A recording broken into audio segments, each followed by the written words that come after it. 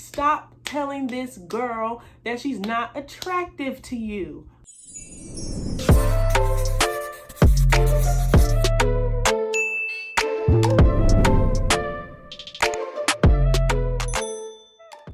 Hey y'all, welcome back to my channel, Apparently Ashley, and today we're talking about Married at First Sight, Season 13, Episode 13.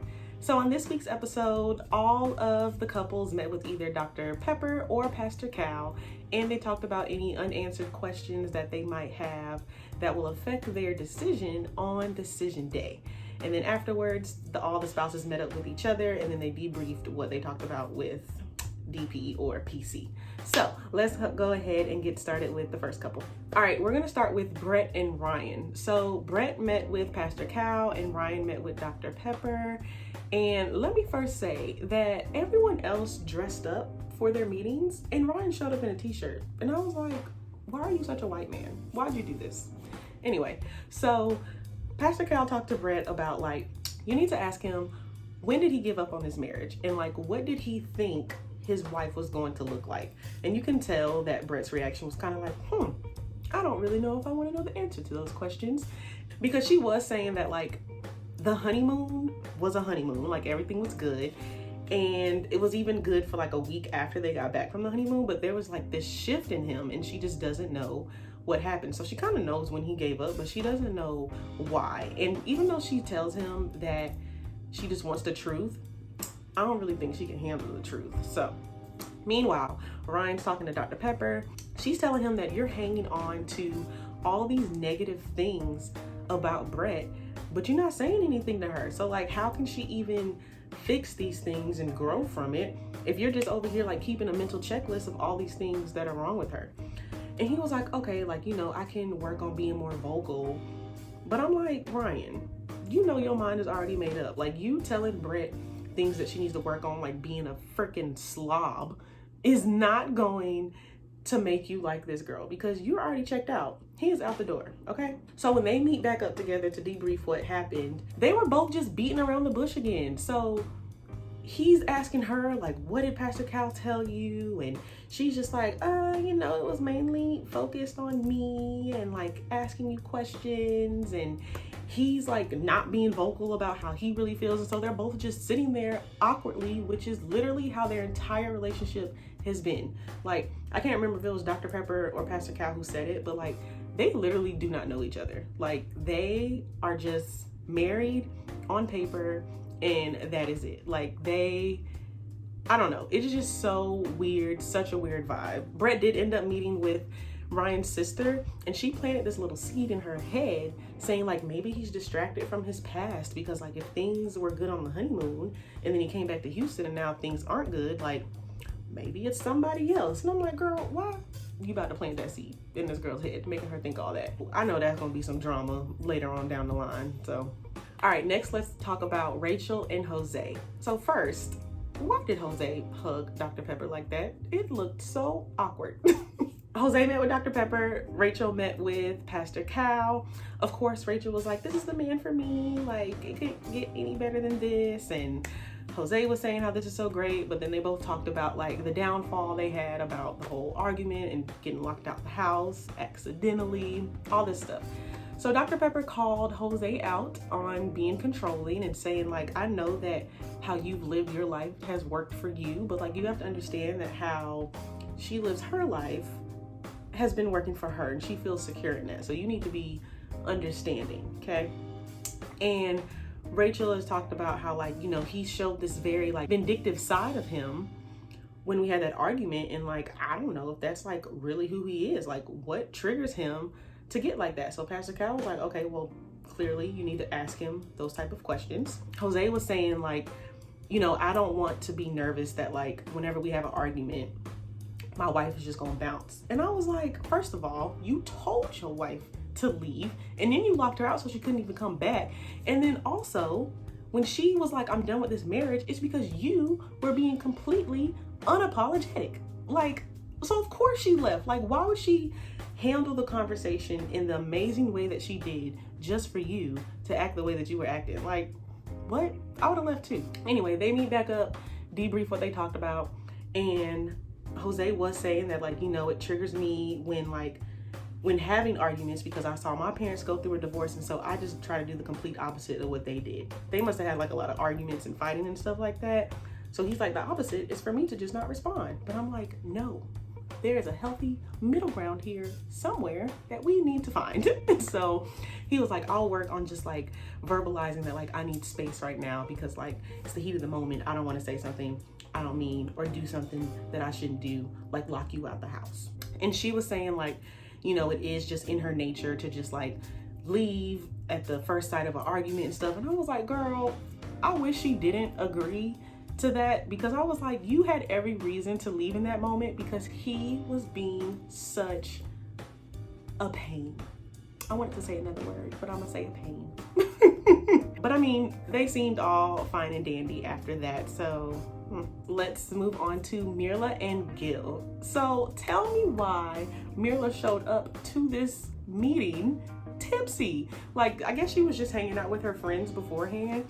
And this was the most like personality we've seen out of Myrla, and you could just tell in her eyes, they were like super glossy and stuff, like, and then she started crying. Like, I wonder if she would have cried if she wasn't drinking, you know what I mean? Like, was it just because her emotions were high, so that's why she started crying? But anyway, everything's fine with them. But Gil was talking to Pastor Cal about how he's just nervous that when she gets in those moods and those tantrums, like, that it's just too much of like a Debbie Downer type thing, and like it could just be like just a negative impact on their relationship. And so Dr. Pepper talked to her about that as well, and she was like, you just can't be so negative all the time. Like, you have to think about how that affects your husband. And like, you can tell that Myrla loves this man, she really does, and you can even tell that Gil loves her. But like, get it together with this negativity, girl, because especially the way they be talking about it, like, she's negative and then wants everyone else to know she's negative and possibly even to feel her negativity. So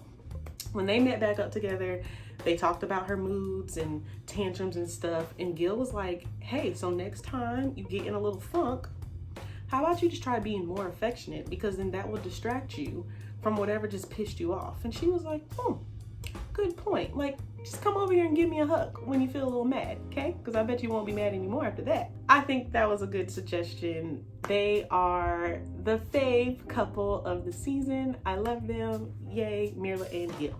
All right, let's move on to Michaela and Zack. So let's give a round of applause for Zack because he finally showed some accountability. So he met with Dr. Pepper, she met with Pastor Cal, and he was telling Dr. Pepper how like he is just such a perfectionist and he projects that on to other people and just the way that he lives his life. And so when things aren't perfect, he just feels like it's a disaster, essentially. And that's why he just feels this way towards Michaela, because of course she's not perfect, because nobody is. And so when she shows her flaws, he's just like, what the heck? Like, why are you not this perfect version of the wife that I had in my mind? And so I'm just like, Zack, honey, you are going to set yourself up for disappointment every time expecting something to be perfect, because what is? Michaela had a conversation with Pastor Cal about like, she just wants Zack to be happy. And it was a really good dialogue about how like, yeah, as spouses, we're not responsible for our partner's happiness, but we do contribute to it, because it is a lot of responsibility to just feel like you are the main source of someone's happiness, which I don't think should be the case. But Pastor Cal was like, yeah, while you're not the source, you still have a part in it. And so you do still have to do your part to make sure that you are creating an environment where they can be happy. And so that was kind of eye-opening for her. So they meet up, talk about what happened, and they're talking about the future and like how they feel about their marriage. And Zack was like, you know, I'm gonna do whatever it takes to make this work. And Michaela was just like, I hear you, but like, I'm not really feeling that. And she's just like, I want to believe that you want to make this work, but like, I just have this guard up and I just feel like you're not really, your actions aren't following your words. And like, it's hard for me to see a future with you when I don't feel like you even want a future with me. And I'm like, that's fair. Like, I'm not gonna sit here and dream about our future kids and future vacations if I know that you're not dreaming about that stuff too, right? Later on, I think maybe like a couple days later, they have an argument because Zack asks her like, if today was decision day, what would you say? And apparently they both said they would say no. But Michaela gets upset. I'm assuming that hurt her feelings, and she was just like, well, we just need to sleep in separate beds then, because she's just like, if we both were gonna say no, what we need to work on? And he was like, well, that's not gonna help anything, that's just gonna hurt. And she was just like, we gonna say no anyway, so what's the point? So Zack ends up leaving. This is a repeat of what happened all them episodes ago, right? Zack leaves, Michaela gets upset, her abandonment issue starts stirring up in her soul, and she texts him and she was just like, I'm about to leave too. So Zack gets back to the house, and you know what she took when she left? The seasonings. Now y'all know you can't take nobody's seasoning. She took the Tony Chachere's because it was sitting on the counter in one of the clips. She took the Lawry's. She took the Accent. What's y'all favorite seasonings? Me personally, I am a fan of the Slap Your Mama. That's my fave. So she took the seasonings. She apparently was supposed to meet with his brothers, and that did not happen. And so he's explaining the whole situation to them. They're siding with Zack, saying this is disrespectful and it's childish and oh my gosh. And he's just like, yeah, I don't know what to do. So they are in a mess yet again. They just cannot get on the same page. It is just a lot of ups and downs with them. It's giving emotional roller coaster, okay? The previews for next week though, we're about to see her really act up. When she flips this camp cabin table over, y'all, oh my gosh, I cannot wait. Last is Bao and Johnny, and I am over this man. Throw him away, lock the door, pull a Jose, throw away the key. I'm sick of him. He is so flip-floppy, and Bao literally can't win. Like, no matter what she does, he is going to find a problem with it, because remember, he told her that she needs to take more initiative, right? So she took some initiative and she planned a whole bunch of date nights for them. Now he said that she's doing too much. What you want? What do you want, Johnny? You don't know. You don't know. He meets with Dr. Pepper. She meets with Pastor Cal. Y'all, they play this montage of Johnny being rude to Bao. And when you hear all that stuff back to back to back, I was like, this girl should have been gone. So Pastor Cal is talking to Bao about like, maybe they just need to play nice. Like, not have deep discussions all the time, and see if Johnny initiates those type of deep discussions, because apparently whenever they have like deeper combos, that's when the arguments happen. Also, let me note that whenever they have these discussions, and as soon as he hears something he doesn't like, he gets heated so fast, and I'm just like, there's no like buffer time with him. It's like 0 to 100, and I'm like, is that not a red flag, girl? Like, why does it take little to nothing for you to get so angry? So Pastor Cal was like, you know, just stick to more of like surface level things, like chit chat. And Bao was just like, that's gonna be really difficult for me because I'm not the biggest fan of chit chat. Like, I like to just like jump right in with somebody. That's super relatable, because I'm not the biggest fan of just like the pleasantries, the niceties of things. Like, I wanna know your deepest, darkest secrets immediately. So y'all comment below. Like, are you more of like a, let's start on a surface level and then we gradually get deeper, or do you just kind of like dive right in? They meet back up.